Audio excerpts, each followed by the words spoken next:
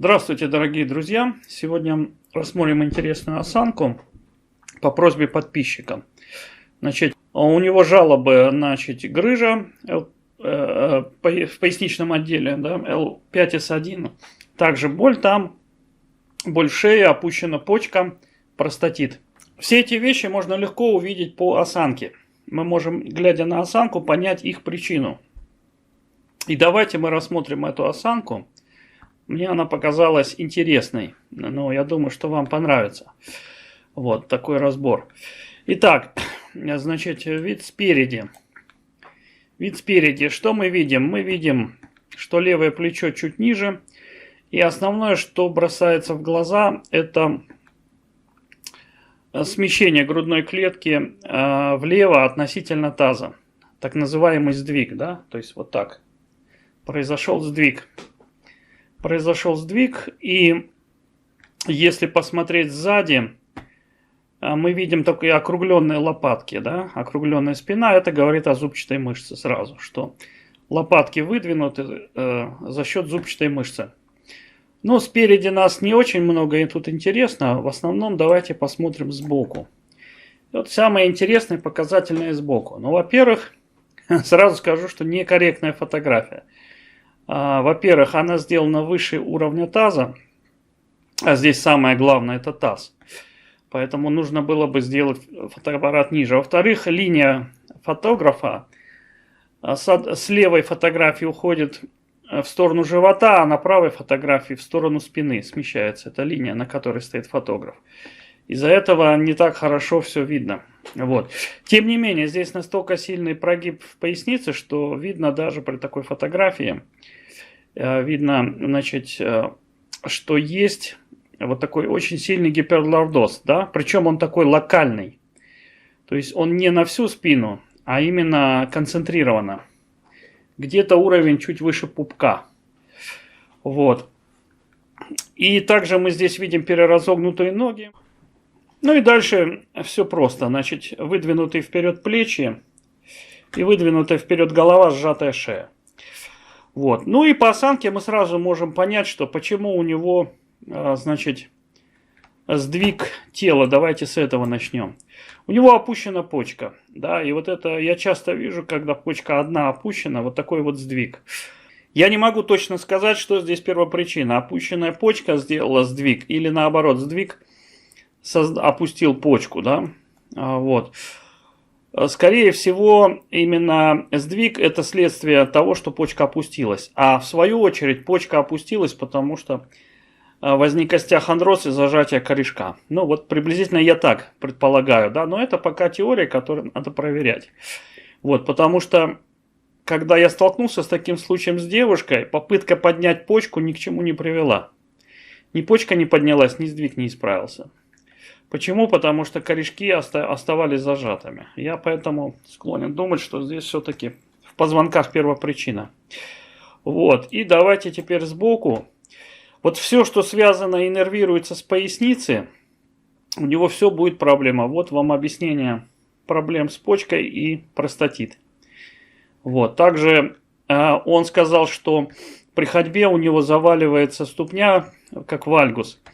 Это говорит о слабости мышцы, и она тоже иннервируется отсюда, поэтому объяснение очень простое. Да?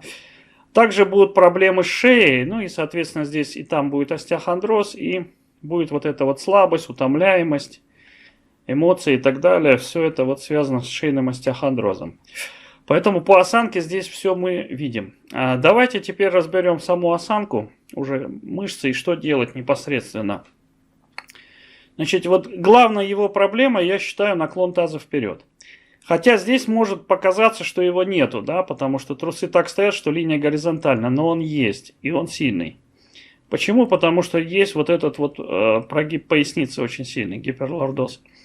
Поэтому я с уверенностью говорю, что есть наклон таза, и также вот эти переразогнутые ноги, колени назад, они, переразогнутые колени назад, говорят нам о том, что укорочена прямая мышца бедра. И именно она, прямая мышца бедра, она поворачивает таз вперед. То есть причина она, то есть его главная проблема – укорочение прямой мышцы бедра. Вот я бы сказал так. Если он ее вытянет, на 70% он решит проблемы. Более того, может показаться, что главная проблема – сутулость. Но вот здесь интересно. Вот в таком типе осанки сутулость является компенсаторной. То есть и эту сутулость нельзя убрать, невозможно убрать, пока остается наклон таза. Почему так? Просто если... Давайте задумаемся просто, что происходит, когда происходит наклон таза вперед.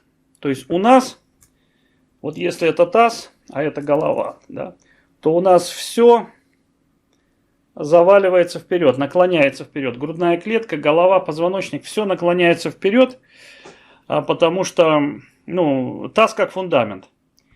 И мы не можем ходить вот с таким наклоном, и нам нужно скомпенсировать. И когда гибкость по передней поверхности тела, да, по фронтальной линии передней, по спиральной, хорошая, тогда происходит, как вот у гимнасток, прогиб по всей спине. И вот этот гиперлордоз, он распространяется тогда до шеи, по всей спине, спина становится плоской. Это при хорошей гибкости идеальная компенсация вот выглядит так. Но здесь очевидно, что тело не может выполнить такую компенсацию, но ему нужно вернуть голову, грудь в одну линию с тазом, для того, чтобы вернуть равновесие. И тогда оно делает сдвиг грудной клетки назад относительно таза, для того, чтобы вернуть равновесие. И вот это дает вот такую вот сутулость, вот такой вот формы.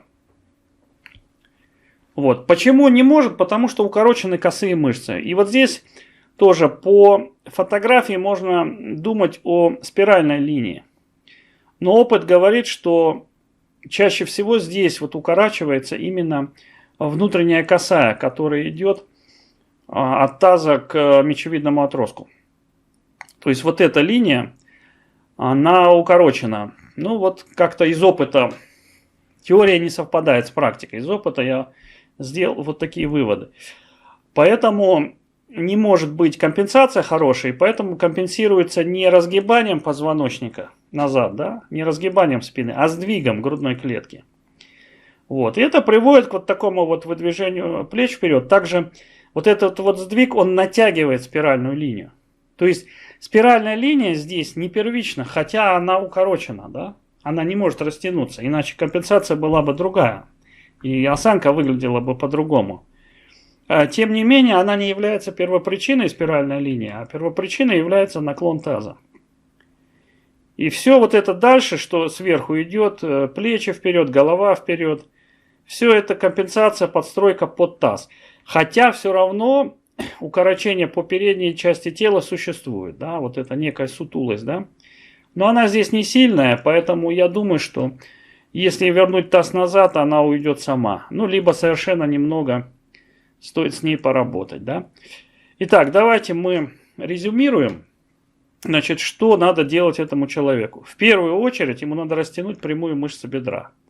Вариантов упражнений куча. Как это сделать? Можно выбрать самому. Ну, то есть это не так уж сложно. Но надо уделить этому большое внимание, побольше внимания, чтобы, значит, таз вернулся на место. Тогда не нужна будет компенсация, уйдет сутулость. Ну и дальше я бы ему растягивал внутреннюю косую, линия, которая идет от мечевидного отростка к тазу.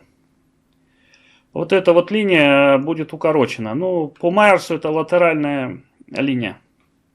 Именно вот между ребрами и тазом. Вот если провести линию в виде креста, то вы увидите, что эта линия короче. Не наружная косая, а внутренняя косая. То есть именно эта линия. Ну и пальпаторно она будет. Почему еще я так думаю, что есть выпирающий живот, если бы были мышцы живота спереди укороченные, живота бы не было, а здесь он есть. Вот. Ну и немного я бы уделил внимание зубчатой мышце. В принципе, все. Это все. Ну и что касается почки опущенной, тут я бы посмотрел в пояснице позвонки, есть ли тут смещение, да, потому что там наверняка есть зажатие корешков, Хотя при изменении положения таза изменится вот этот лордоз, и зажатие уменьшится, корешки освободятся, и все, что связано там с простатой, с ногами, с почками, все это заработает как надо. Вот, потому что здесь диски проседают из-за вот этого гиперлордоза. Вот такой вот разбор, и я говорю, что для меня это интересно тем, что хотя на первый взгляд он кажется сутулым, и вот эта сутулость бросается в глаза, но она всего лишь компенсация. Причем не оптимальная компенсация, потому что все-таки укорочение по передней поверхности тоже есть, поэтому он также может добавить в свой арсенал всевозможные прогибы, типа позы кобры, верблюда там и так далее, да, то есть растягивать мышцы живота. Но основной упор все-таки это должен быть боковой наклон, потому что, скорее всего, здесь будет укорочена косая мышца, внутренняя косая мышца живота. Вот такие вот рекомендации. Надеюсь, что всем было понятно и полезно.